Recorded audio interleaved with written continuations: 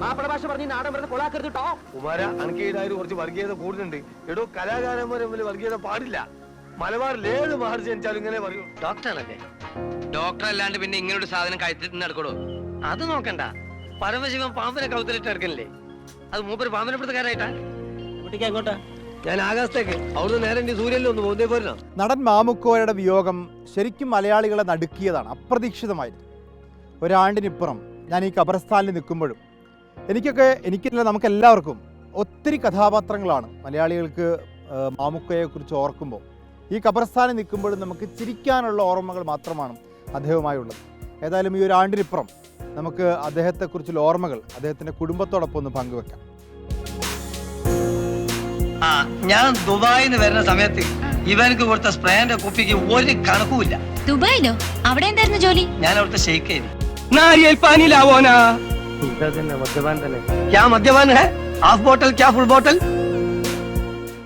മരിച്ച പോലെ ഒരു ഫീലില്ല. അത് വീട്ടിലായാലും ഒക്കെ അങ്ങനെ തന്നെ. അന്നിപ്പോൾ നേരത്തെ 2 പ്രാവശ്യം സുഖമില്ലൊക്കെ കിടന്നില്ല. ഒരു ക്യാൻസർ വന്ന്, പിന്നെ ഒരു ന്യൂമോണിയ വന്ന്. അതിലൊന്നും ഒരു ബുദ്ധിമുട്ടില്ല. ഇത് കൂളായിട്ട് എന്തൊക്കെ സാധനം വാങ്ങി വരാം, ടിവിൻ്റെ റിമോട്ട് വാങ്ങി വരാമെന്നൊക്കെ പറഞ്ഞിട്ടാണ് പോയത്.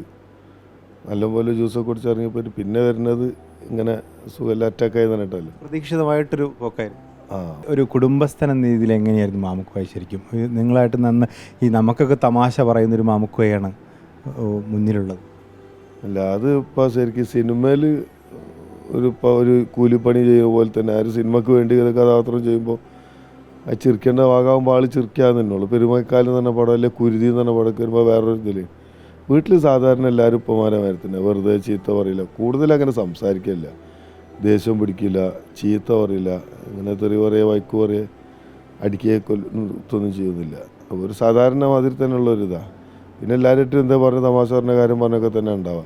മരിച്ച സമയത്തൊരു വീഡിയോ വൈറലായിരുന്നു. ഇങ്ങനെ അരക്കിണർ അങ്ങാടി കൂടെ പള്ളിയിലേക്ക് പോയിട്ട് വരുന്നൊരു വീഡിയോ. ശരിക്കും പറയാം നാട്ടുകാരുമായിട്ടൊക്കെ അങ്ങനെ തന്നെയായിരുന്നു. അങ്ങനെ തന്നെ. അപ്പോൾ അതിവിടെ ഈ തൊട്ടടുത്ത പള്ളി സ്ഥിരമായിട്ട് പോകണം. അപ്പോൾ അത് ഓട്ടോക്കാർ കുട്ടികളാരും എടുത്താൽ എൻ്റെ മോനും പെങ്ങളെ മോനും അവരൊക്കെ വിളിച്ചു കൂട്ടിയിട്ടാണ് പോവുക പള്ളിയിൽ. ആ ലാസ്റ്റ് വെള്ളിയാഴ്ച ഇപ്പോൾ ജുമാക്ക് പോയിട്ട് വരുമ്പോഴത്തൊരു വീഡിയോ, അതൊരു ഇത് കൊണ്ടമാതിരിയായി. നാട്ടിലൊക്കെ എല്ലാവരുമായിട്ടും ഈ ഞാൻ അരക്കിണറാണ്. അപ്പം സ്വാഭാവികമായിട്ടും കടകളിലൊക്കെ പോകുമ്പോൾ അദ്ദേഹം സാധാരണ കടകളിൽ പോകുന്നു, സാധനം മേടിക്കുന്നു, തിരിച്ചു വരുന്നു. അങ്ങനെ ഒരു സെലിബ്രിറ്റി സ്റ്റാറ്റസിൽ ജീവിച്ച ഒരാളല്ല ശരിക്കും. അല്ലല്ല, ഇപ്പോൾ ഒരു 4 തവണയൊക്കെ മീൻ മാർക്കറ്റ് പോകും രാവിലെ. ആദ്യം ഒന്ന് പോകും, നല്ല മീനുണ്ട് വാങ്ങി വരും, ഇല്ലെങ്കിൽ തന്നെ പുതിയ മീൻ വന്നവർ വിളിക്കൂ. പിന്നെ ഈ തോണിക്കാരുണ്ടെങ്കിൽ മീനുണ്ട് പോയിട്ട് വിളിക്കും. അതിനായിട്ട് ഇപ്പം എൻ്റെ കച്ചവടക്കാരുള്ളവരുണ്ട്. അപ്പോൾ മീൻ മാർക്കറ്റിൽ തന്നെ ഇപ്പോൾ പണ്ട് ദാമോദരൻ മാഷ് ഇവിടെ വരും. ഒരു 2-ാം പാടെ പോയി മീൻ മാർക്കറ്റിൽ വിൽക്കും. കുറേ നേരം നിന്നിട്ട് പറ്റിയത് എന്നിട്ട് ഉമ്മ തന്നെ പറയും ഇങ്ങനെ വാങ്ങിക്കൊടുന്ന് കൂട്ടിയിട്ട് തരാം. അപ്പോൾ മീൻ ഇങ്ങനെ പറ്റിയ മീനുണ്ടെങ്കിൽ പോയിട്ട് മീൻ ഭയങ്കര ഇഷ്ടമാണ്. മീൻ ഭക്ഷണത്തിനോട് അങ്ങനെ വലിയ താല്പര്യം. 2 ചപ്പാത്തിയൊക്കെ തിന്നിട്ട് അതിന് എത്ര വലിയ ഹോട്ടലിൽ കയറിയാലും കഞ്ഞിയുണ്ടോ ചപ്പാത്തി ഉണ്ടോ എന്നാണ് ചോദിക്കുക. പിന്നെ ഇവിടുത്തെ പച്ചക്കറി കടകളൊക്കെ അങ്ങനെ ഇപ്പം എന്നാ സ്ഥിരമായിട്ട് സാധനം വാങ്ങാൻ പോവുക. നിങ്ങൾ ശരിക്കും കുട്ടിക്കാലം മുതൽ ഓരോ സ്ഥലം നമുക്ക് സാറ് ഇപ്പോൾ നാടകത്തിലുണ്ടായിരുന്നു, കല്ലായിൽ മരവ്യവസായത്തിൻ്റെ ഭാഗമായിട്ടുണ്ടായിരുന്നു, പിന്നീട് സിനിമയിലേക്ക് എത്തുന്നു. അതിൻ്റെയൊക്കെ ഓർമ്മകൾ നിങ്ങൾക്കുണ്ടോ, അല്ലെങ്കിൽ സിനിമയിലെത്തിയ ശേഷമാണോ? അല്ല, എനിക്കുണ്ട്. എനിക്കിപ്പോൾ 50 വയസ്സായി. ഞാനിപ്പോൾ ഒരു 8-ലൊക്കെ പഠിക്കുമ്പോഴപ്പോൾ ഈ 87-ലൊക്കെയാണ് ദൂരെ കൊടുവിട്ടാൽ തന്നെ സിനിമയൊക്കെ ആ ഫോട്ടോ അതൊക്കെ തന്നെ. അപ്പോഴൊക്കെ എനിക്ക് ഓർമ്മയുണ്ട്. പിന്നെ എൻ്റെ താഴെയുള്ളവർക്ക് 2 വയസ്സിന് താഴത്തെ അവർക്കൊന്നും അങ്ങനെയില്ല. പിന്നെ സിനിമക്ക് പോകുമ്പോൾ കൂട്ടിക്കൊണ്ടുപോകും. എനിക്കങ്ങനെ പല സിനിമകളും എന്നെ കൂട്ടിക്കൊണ്ടേ രംഗം വരെ ഒക്കെ അറിയാം. ഓർമ്മ പോയി കൂട്ടിക്കൊണ്ട് ആ ഷൂട്ടിങ്ങിന് പിന്നെ വീട്ടിൽ നിന്നൊക്കെ എല്ലാവരും പോകും. ഒരു കൂടുതലായ സമയത്ത് മുമ്പൊക്കെ ഫസ്റ്റൊക്കെ ഇങ്ങനെ പോകുമ്പോഴൊക്കെ വണ്ടിയായിട്ട് പോക്ക് അധികം ഞാനേനു പണ്ട്. അപ്പോൾ ഞാൻ പിന്നെ കിടന്നുറങ്ങും. ഇപ്പോൾ ഷൂട്ടിങ്ങിന് പോയി ഭയങ്കര ബോറായി കാണലും വരലൊക്കെ. അതുകൊണ്ട് ഇപ്പോൾ ഷൂട്ടിങ്ങിന് പോകും, ലൊക്കേഷനിലും. സിനിമ കാണുമ്പോൾ രസമുള്ളതല്ല ഷൂട്ടിങ്ങില്ല. അതൊരു കുറേ മെനക്കെട്ട 2-3 സീനാണ് എടുക്കുക. അപ്പം ആ റൂമിലൊക്കെ ഇപ്പോൾ പോകും. ഗുരുവായൂരൊക്കെ അന്ന് ഷൂട്ടിയോടെ സ്ഥിരമായിട്ട് ഞാനാ പോവുക. കോഴിക്കോട്ട് വലിയൊരു സാംസ്കാരിക ലോകം മാമുക്കയെ ചുറ്റിപ്പറ്റി ഉണ്ടായിരുന്നു. അപ്പോൾ വീടുമായിട്ടും ഈ ഒരു സൗഹൃദവും ആളുകൾ വരലും പോക്കൊക്കെ ഉണ്ടായിരുന്നു. ഇപ്പോൾ ഉള്ളപ്പോഴൊക്കെ ഒരുപാട് ആളുകൾ വരും പോകും. ബഷീർക്ക് അവിടെ 2 കിലോമീറ്റർ അപ്പുറത്താണ്. ബഷീർഖാൻ്റെ അടുത്ത് പിന്നെ അന്നേ പ്രായമുള്ളതുകൊണ്ട് ഇപ്പോൾ അവിടെ പോയിരിക്കില്ല. ബഷീർക്ക് സുഖമില്ലാത്തൊരു പരിധി വരെയൊക്കെ ഞാനും ഉപ്പിയാണ് ഹോസ്പിറ്റലിൽ കൊണ്ടുപോകും. പിന്നെ ഈ കെ ടി പോകുമ്പോഴൊക്കെ ഞാൻ ഇപ്പോൾ രാത്രി അവർ ഒരുമിച്ചിരിക്കുന്നത് ഞാൻ കൂട്ടിക്കൊണ്ടിരുമ്പോൾ കേട്ടിനെ വീട്ടിലിറക്കിയിട്ട് ഞാനിപ്പോൾ ഇങ്ങോട്ട് വരുത്ത്.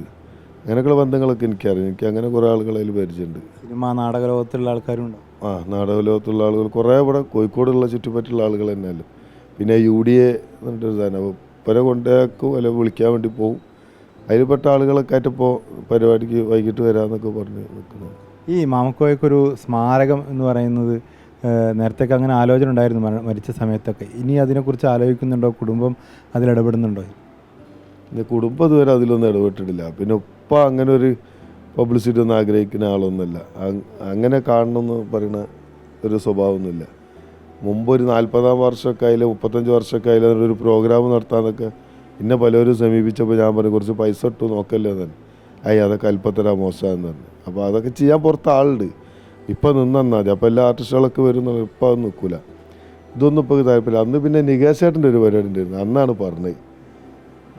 അതിലിങ്ങനെ പറഞ്ഞിരുന്നൊരു പ്രതിമ വെക്കും, വെച്ചില്ലെങ്കിൽ ആരും വെക്കുവരൊക്കെ. പിന്നെ അത് ഓരോരുത്തർക്കും ഓരോ സാഹചര്യമൊക്കെ. ഞാൻ ചോദിച്ചിട്ടൊന്നുമില്ല ആരോടും. മക്കളൊന്നും ഈ സിനിമയിലേക്കൊന്നും എന്തുകൊണ്ടാണ് നോക്കാൻ? ഇല്ല, ഞാനൊരു സിനിമ ഇപ്പോൾ അഭിനയിച്ചിട്ട് കോട്ടയത്ത് നിന്ന് ഇപ്പോൾ വന്ന ഒരു പോലീസ് ഓഫീസറായിട്ട് ജാഫർ ഒരു പോക്കൻ എന്ന് പറഞ്ഞൊരു സിനിമ ചെയ്ത്, ഒരു ഹരിനാരായണൻ എന്ന് പറഞ്ഞൊരു ഡയറക്ടറാണ്.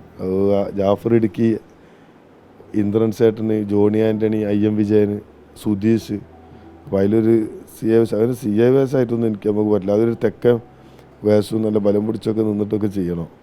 പിന്നെ ഒരു വിളിച്ച സ്ഥിതിക്ക് പോയിട്ട് കുറച്ച് സീനൊക്കെ. ഞാൻ വിളി വന്നത് മാമുക്കയുടെ മകൻ എന്ന് നേരത്തെ തന്നെ സിനിമയിലേക്ക് ട്രൈ ചെയ്തിട്ടാണോ അല്ലെങ്കിൽ ഇപ്പോൾ ഉള്ള സൗഹൃദത്തിൻ്റെ പേരിൽ?